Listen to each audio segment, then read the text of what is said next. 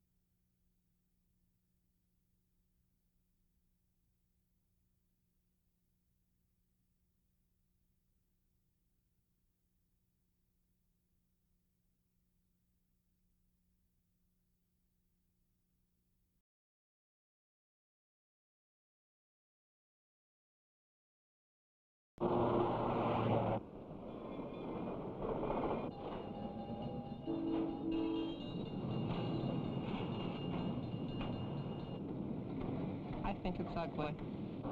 I don't think it's ugly at all. Downtown Detroit's beautiful. Detroit is the best big city in the country. I don't like cities.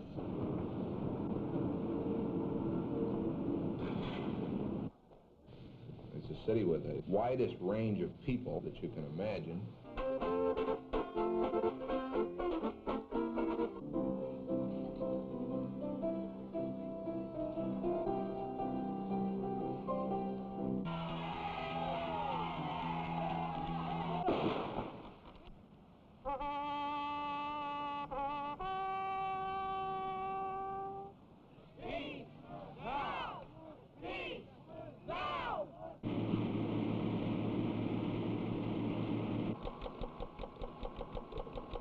It's a competitive city.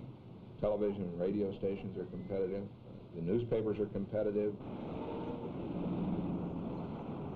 I think it is one of the best newspapers in the United States.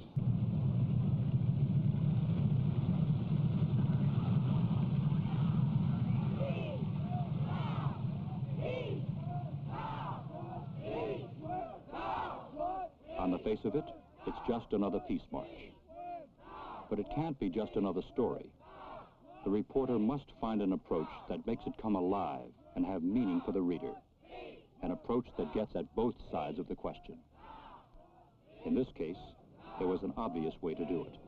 There were essentially two stories. I followed both of them. First, to ask the people who were there why they were there, in their own words. And then talk to the people along the parade route and ask them what they thought of this demonstration, of this spectacle, and weave those two together. It was a delightful contrast. I think it's disgusting. I think the way they're going about this protest business is all wrong. Going down there shouting obscene language down the street. What kind of a protest is that? It's nothing. You think they have the right to protest, or? Yeah, everybody's got a right to protest if they're if they know what they're talking about and know what is right and wrong, what is wrong. So you don't think they know what they're doing? I don't think any of them know what they're doing. They want to protest just to be protesting, that's all. Anything that comes up, they want to protest about. A Detroit news photographer. On many assignments, pictures are as important as words. It sounds like a silly question, but why are you here? Well, I'm here because I feel strongly that the war must end, and end now. We're building a gas chamber for you. Difference of opinion always makes for a good story, but a reporter must document it, not aggravate it. The risk is he may aggravate it without meaning to, just because he's there. You put that communist flag down, traitor. No! Peace! Taking no chances, he leaves the parade early to phone in his story. Yeah, we're all set. Anti-war protesters staged their version of a Memorial Day parade. Yeah.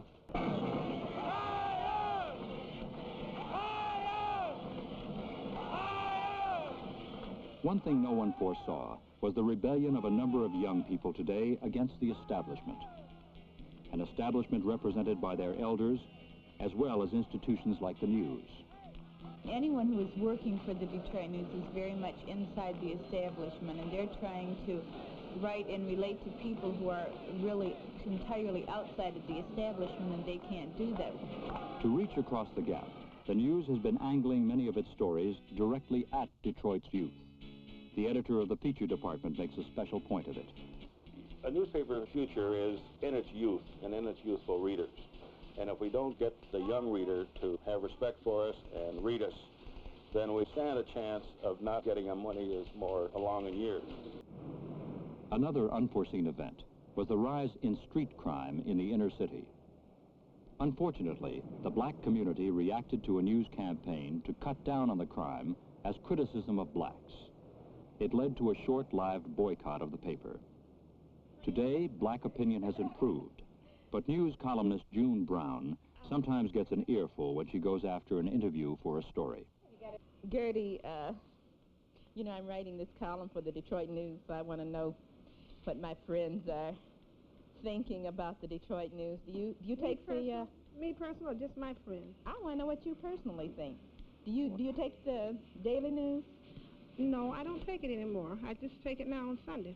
And you remember this crime back here? They had this big article in the paper about, they would have about 20 black and 2 white. You mean that crime in the street? Yeah, the crime in the coverage, street. yeah. And nobody done no crime but the black people. According to the news. Yeah. And I didn't like that. So I feel like they're a little phony. Well, that was my personal opinion about it. You know, and then my customers, too, they call me up and tell me, you taking the news? Well, stop. Read the paper. You know, so you stop. And I would stop, and I would tell everybody else the same thing, you know. What do you think? What could the news do to make you buy it again? Tell it like it is.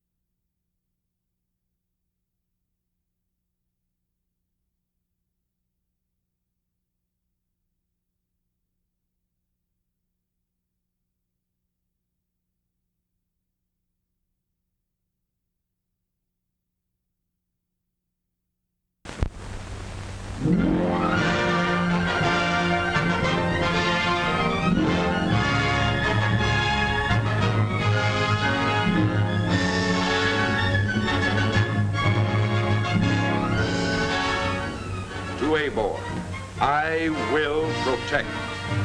A word remindful of the days when knights wore armor to defend their walled cities against invaders. Sometimes Joe was sent out for duty at school crossing. Experienced officers of the Police Department's Youth Bureau worked with the schools, teaching traffic laws and laws of courtesy to our youth of Detroit, to help them become useful citizens of tomorrow by taking part of the responsibility today. Little by little, Joe learned the insight, patience, and tact a police officer needs to carry on his work. He was learning fast. Each day before an officer begins his tour of duty, he is required to copy the information posted on the teletype board. This review ensures prompt action on missing persons, stolen cars, and persons wanted for investigation by the police department. Joe spent some of his time on duty checking car licenses, training his eyes to observe, and his mind to remember descriptions of persons wanted.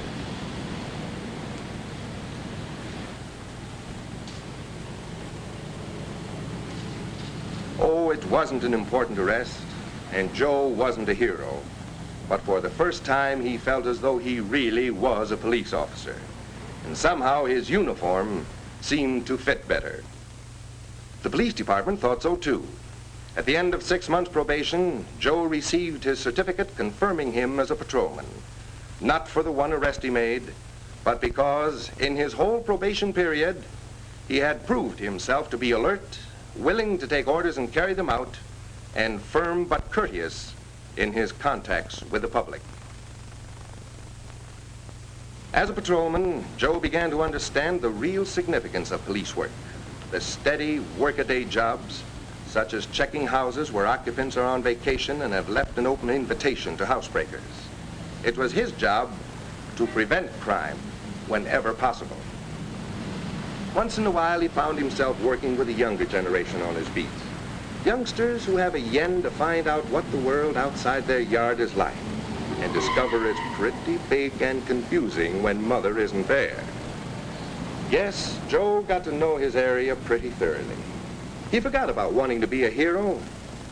There were plenty of other compensations. Of course, there were dozens of times when he had to do things that weren't pleasant, like giving a ticket to someone parked willfully in a no parking zone. But it was all a part of his job.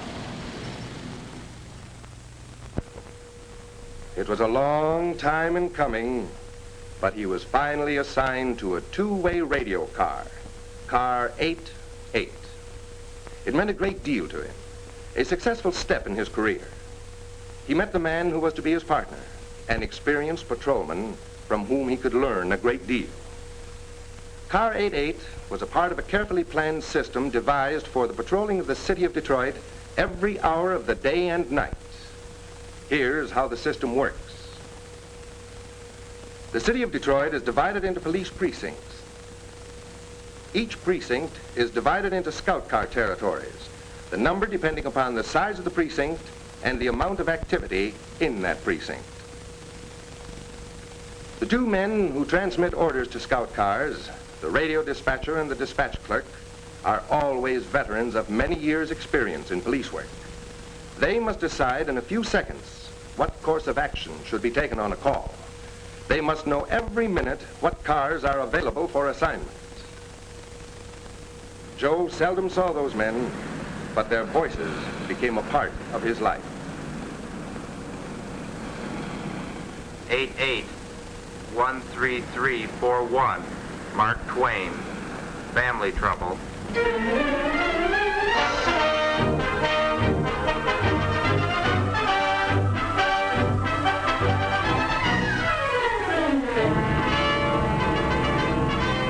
Family trouble. About 20% of the calls that come into the station are family trouble.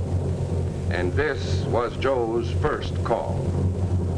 Joe had visions of being a hero, of defending some frail little woman whose husband was mistreating her.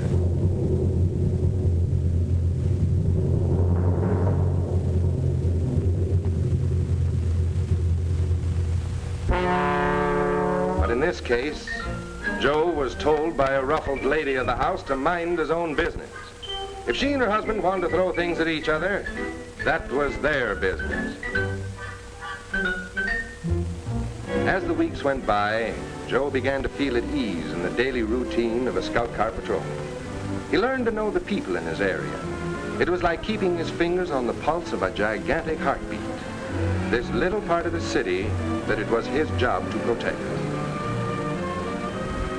Joe and his scout car partner worked as a close team for each other's protection, for they never knew when an assignment, no matter how it sounded, would turn into something vicious and dangerous. 8-4 and 8-8, 2136 West Forest, at the payroll office. Hold up in progress.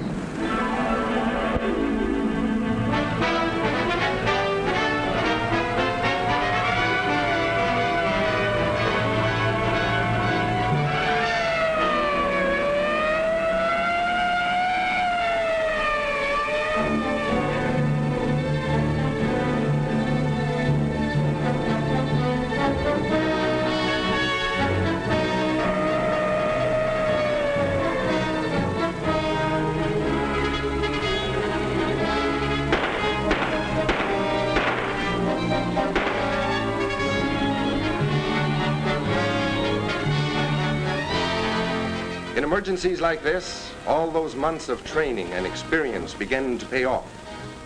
Joe reported by radio that the holdup men had been taken into custody, but not before Joe's partner had been injured by gunfire. West Side Security Patrol and 8 sergeants, 2136 West Forest. An officer shot. Wagon on the way.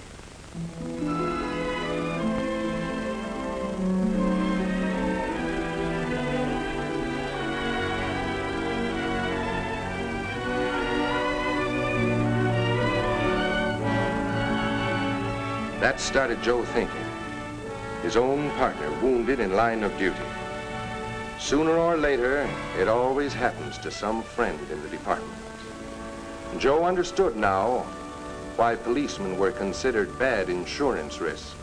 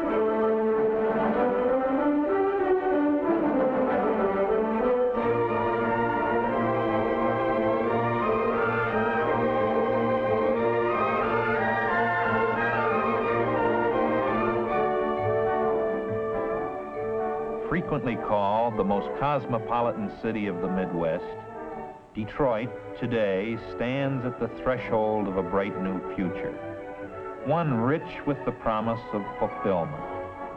In this bustling city on the straits, where British and American flags soon followed the French, a spirit of brotherhood was born and nurtured, foreshadowing the city's national character.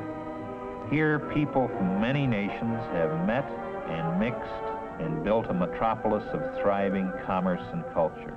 Detroiters are responding to an exciting new vision. There is a resurgence of civic pride and unfettered imagination. A new renaissance is changing the face of the city. This renaissance, seen everywhere, is the direct result of considered planning, the applied skills of planners, idea men, organizers, builders, Detroiters who welcome and respond to challenges. Today they are charting new courses, taking new action, creating a new concept of urban efficiency. This concept of a finer Detroit takes bold new form. Designing skill blends with imagination and experience.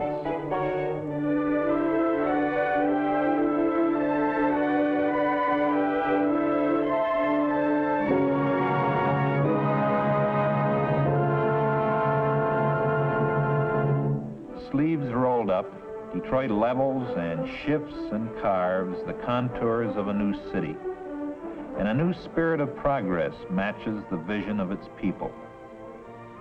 New buildings put solid roots in the ground and stretch toward the sky.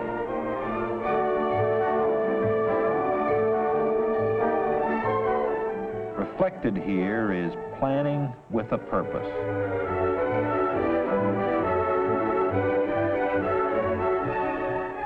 New office buildings alter the landscape, each in turn becoming a bright landmark of progress.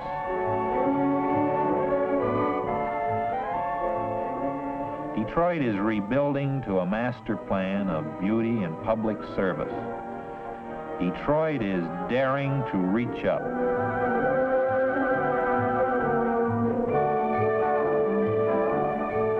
The inner city is becoming an exciting place to live. Convenient to shops, offices, and the most modern of schools.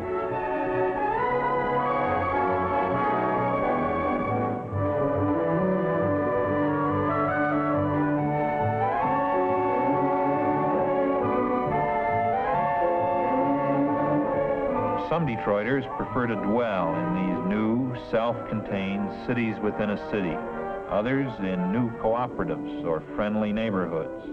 Whatever the choice, Detroiters rate their city high for living, working, and sheer enjoyment.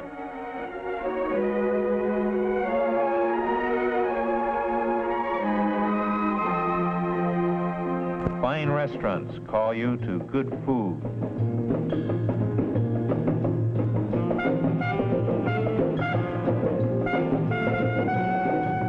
But Detroit's manufacturing vision, its automotive genius, is matched by its cultural activities too. The Detroit Institute of Arts houses many of the world's most famous paintings and sculpture. Nearby is Cranbrook, where arts and sciences are taught, enhanced by gardens and fountains of unparalleled beauty. The Detroit Public Library houses the world-famous Burton Historical Collection. Adjacent is the Detroit Historical Museum.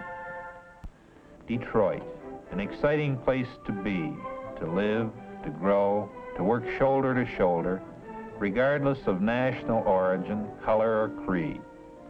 Detroit has earned an outstanding record in community relations. Like a stout heart within the city is Detroit industry, the vital pulse beat of technology and resources which has put the world on wheels.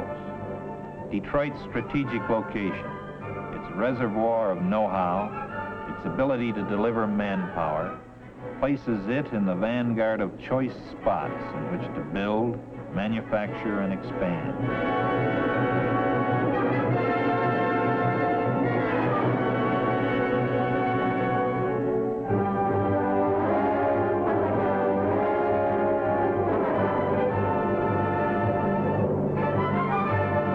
The friendliness of its people reaches out, the warmth of the city, the excitement of change, the dedication to progress, social, spiritual, cultural, and material, is equaled only by its 20th century vision. The city on the Straits welcomes you to share that vision as it continues to plan, to build, and yes, to dream.